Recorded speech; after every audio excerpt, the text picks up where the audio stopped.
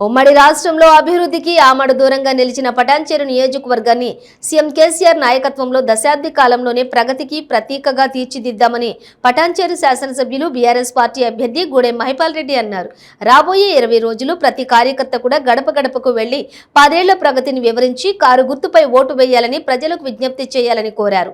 మతం పేరుతో రాజకీయాలు చేసే బీజేపీ నాయకులు వాళ్ల రాజకీయ జీవితంలో ఏనాడైనా ఒక గుడికి సున్నం వేశారా అని మహిపాల్ రెడ్డి ప్రశ్నించారు.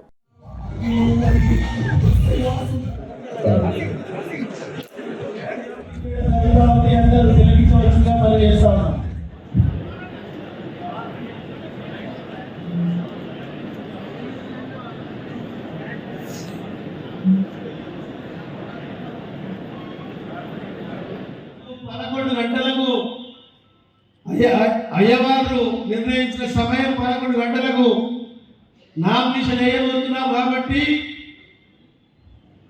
మీ అందరికీ తెలియజేసి పెద్దలకు తెలియజేసి నామినేషన్ వేయాలన్న ఆలోచనతో ఈరోజు పటాన్చెరు నియోజకవర్గ కార్యకర్తల సమావేశం ఏర్పాటు చేసి పెద్దల సమక్షంలో చెప్పి వేయాలన్న ఆలోచనతో ఈ సమావేశం ఏర్పాటు చేయడం జరిగిందని మీ అందరికీ తెలియజేస్తాను. అదే మాదిరిగా మనకు ఇక్కడ నుంచి 20 రోజులు ఉంటుంది మన క్యాన్వాసింగ్ టైం. 30వ తారీఖున ఎలక్షన్ డేటు, సమయం తక్కువ ఉన్నది కాబట్టి ఈ రాష్ట్ర ముఖ్యమంత్రి 9.5 సంవత్సరాల కాలంలో సంక్షేమం ఒకవైపు, అభివృద్ధి ఒకవైపు ఈ రాష్ట్రాన్ని మనకంటే మొదలు 75 సంవత్సరాల వయసు కలిగినటువంటి రాష్ట్రాలు ఉన్నాయి, 28 రాష్ట్రాలు ఉన్నాయి. మన రాష్ట్రం 29వ రాష్ట్రం.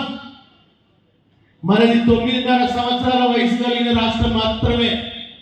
మిగతా రాష్ట్రాలలో మనతోని విడిపోయిన రాష్ట్రం కానీ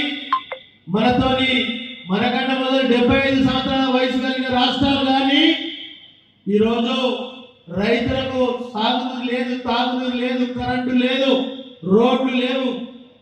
ఈరోజు ఇప్పుడు గుజరాత్లో ఇంకా 24 గంటల కరెంటు లేదని మీ అందరికీ బల్లాకు చెప్తా ఉన్నాం. పీర్ల పడగాడు దురదులు అన్నట్టు కొత్త పూజగారు వచ్చి వస్తా ఉన్నారు. కరోనా టైం ఎక్కడ బీజేపీ కాంగ్రెస్ వాళ్ళు ఒక్కడన్నా బయటకు వెళ్ళినా అడుగుతా ఉన్నాం.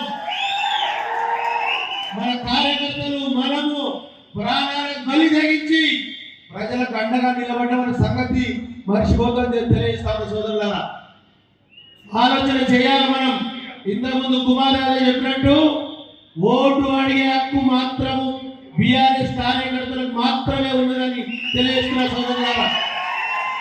ఎక్కడ తప్పు, గ్రామ స్థాయి కార్యకర్త నుంచి ఎమ్మెల్యే స్థాయి దాకా, ముఖ్యమంత్రి దాకా ఏ ఒక్కరికి తప్పు చేయలేదు. రాష్ట్ర ప్రజల కోసం, ఈ రాష్ట్ర శ్రేయస్సు కోసం, ఈ రాష్ట్ర అభివృద్ధి కోసం ఆఫీసులు కృషి చేసి ప్రజల పట్ల నిలబడ్డ పార్టీ బీఆర్ఎస్ పార్టీ అని చెప్తున్న మన ముఖ్యమంత్రి తెలియజేస్తారా. సోదరులారా, మీరందరూ ఆలోచన చేయాలి.